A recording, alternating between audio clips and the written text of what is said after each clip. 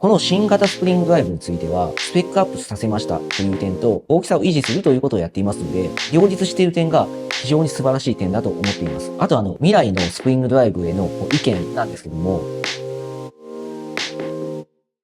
時計通信編集長の須川です。今回は新型スプリングドライブはどのようにすごいのかについてお話をしたいと思います。前半部分はこの新型スプリングドライブがどう良くなったかについて分かりやすく説明をしていきます。後半はさらに深掘りをしまして、この良さを技術的にどう成し遂げたかについてお話をしていきます。このチャンネルでは時計やファッションについてお話をしております。ぜひチャンネル登録、高評価、そしてコメントをよろしくお願いします。では始めていきます。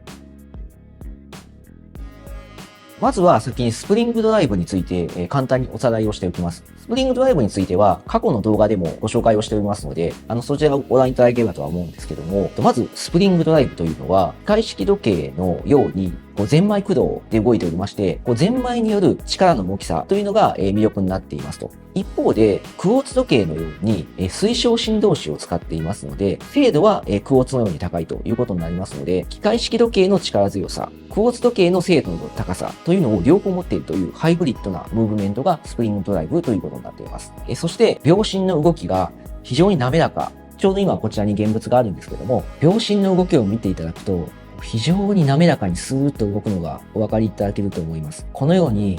スプリングドライブはこの滑らかな針の動きというのも大きな魅力になっています。そういったトルクの高さとか、精度の良さとか、あと針の動きが滑らかであるとか、そういった魅力がある、ムーブメントになっています。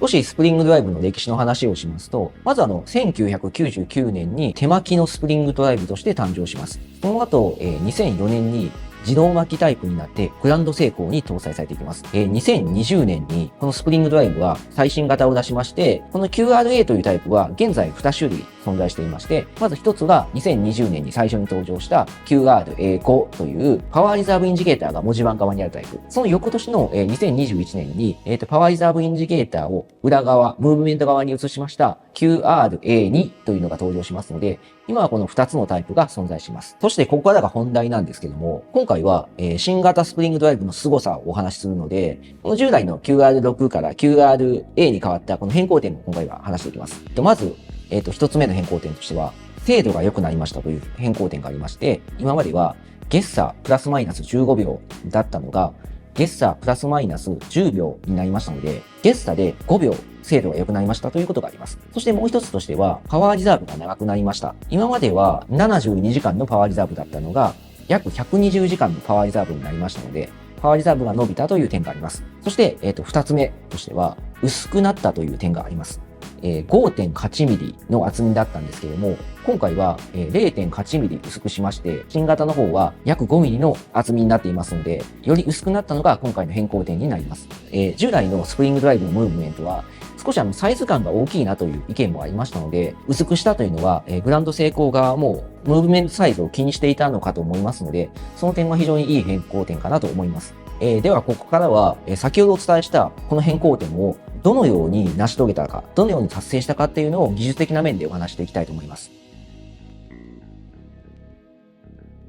まず、精度の改善点については、今回、温度補正機能、そして真空パッケージ IC というものを搭載しまして、精度を改善しています。従来のスプリングドライブには温度補正機能はありませんでした。今回の最新のスプリングドライブは、この温度補正機能がついたことによって精度がアップしています。どの程度の温度補正かっていうのは、回数でいくんですけど、1日に540回温度補正をしているそうなので、この540回ってどの程度かっていうと、グランドセイコーのクォーツムーブメントである QF 並みの温度補正をして、精度をアップしたというので、ここで先ほどの精度アップが技術的にされているということになっています。そしてもう一つなんですけども、真空パッケージ IC という構造にしてきまして、今までは水晶振動子、そして IC というのは別々に配置をしていて、間は真空じゃない状況で繋がっていたんですけども、新型は IC と、水晶振動子を同じ真空パッケージに入れましたという変更をしまして、距離を近くて同じ真空パッケージに入っているので、よりこの外部の影響を受けづらい状況になっていますので、ここでも精度アップしているという状況があります。で、次に、このパワーリザーブを伸ばしたという点については、今回、デュアルサイズバレルというものを搭載しました。ここでちょっとデュアルサイズバレルの説明をしたいんですけども、動力となるゼンマイ。このゼンマイが大きなもの一つと小さなもの一つで、サイズが違う2つのゼンマイを搭載しているというのがこのデュアルサイズバレルです。では、従来のこのパワーリザーブを長くする手法というのは一般的にどうかというと、これはツインバレルと呼ばれるものが一般的で、2つの同じ大きさのゼンマイを1個2個使いますというのが、ツインバレルになっていますと。で、これが一般的に、パワーリザーブを長くする方向になっているんですけども、ここがまず、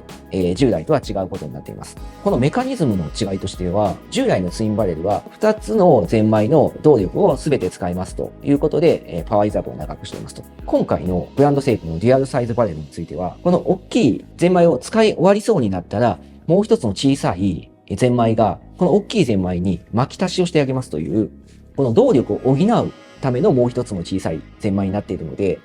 メカニズムがツインバレルとは全く違うというのがこのデュアルサイズバレルになっています。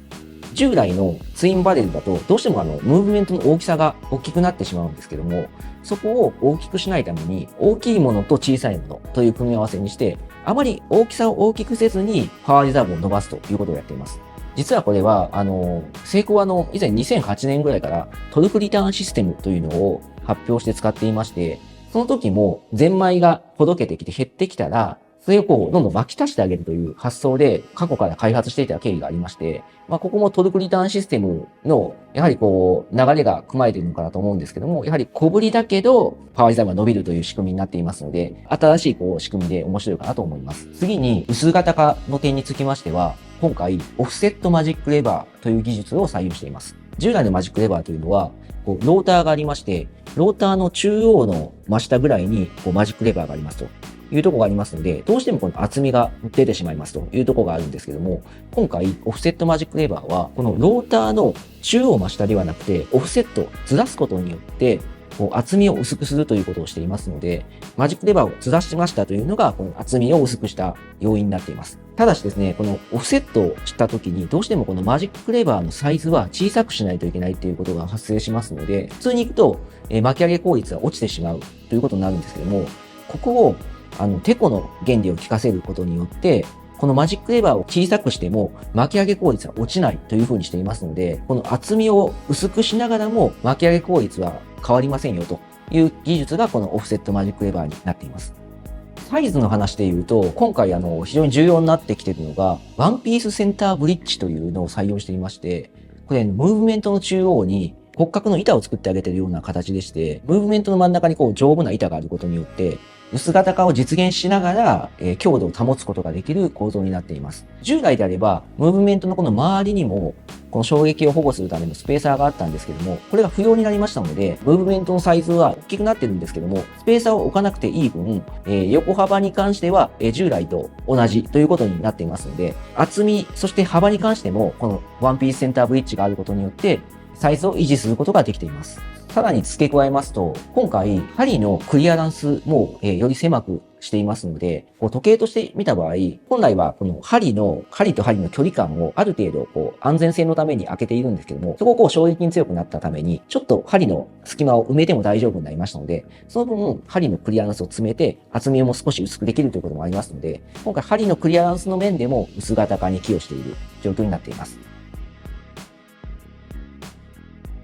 はい、ということで、ここまで、新型スプリングドライブについてお話してきたんですけども、最後にちょっと私の感想、意見をお話しさせていただきます。この新型スプリングドライブについては、スペックアップさせましたという点と、大きさを維持するということをやっていますので、このスペックアップをすると、普通はムーブメントサイズは大きくなってしまうんですけども、そこを大きくせずにサイズを維持する、両立している点が非常に素晴らしい点だと思っています。特に今回私がいいなと思ったのが、温度補正機能を搭載したことがいいと思ってまして、クォーツの年差時計であれば、温度補正機能がありますっていうのはよくあるんですけど、スプリングドライブに温度補正機能がつきましたので、これはある程度の電力を使ってしまうので、やはり発電量が安定的に供給できないとできない機構だと思いますので、やはりそういった面でも安定したこの発電量、トルクを生み出すことによって、ようやく搭載できたのかなと思っていますので、こういった技術的なこの進歩がすごいなと思いました。皆さんはこの進化や小型化についてどのようにお考えでしょうか？ぜひコメントで教えていただけると嬉しいです。あと私の個人的な、この未来のスプリングドライブへの意見、提案なんですけども、今回の新型では、サイズを維持しましたというのがあったと思うんですけども、おそらく日本のファンの方は、スプリングドライブムーブメントは、維持ではなくて、小型化してほしいと思っているなと感じています。例えば QF とか QS が乗っている従来のグランドセイコーのサイズで、スプリングドライブが搭載されたものがあったらいいなという、やはり意見、ニーズがあると思いますので、今回は5日間のパワーリザーブにして作っていますけども、これを例えば3日間パワーリザーブで大丈夫だと思いますので、サイズをより小さくしていただいて、従来の QF とか QS サイズのグランドセイコーにこの新型のスプリングドライブが搭載されるということがあれば、非常に日本のグランドセイコーのファンが嬉しいと思いますので、そういったことを期待しています。この動画が気に入っていただけましたら、チャンネル登録、そして高評価をお願いいたします。